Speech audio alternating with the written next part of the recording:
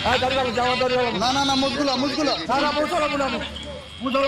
আবার সত্যি দেখাবেন, আবার সত্যি জোর করে ভিডিওটা দেখিয়েছি, দাড়ি ফেলানো, জোর করে মুসলিম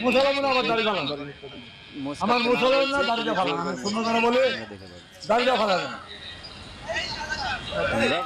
ভাইয়া ভাইয়া ভাইয়া ভাইয়া একটু দূর থেকে দেখেন, দেখেন তো সমস্যা নেই, একটু দূর থেকে দেখেন। আর সমস্যা কি? ওদের ধর্ম যার ধর্ম ডাক্তার আছে।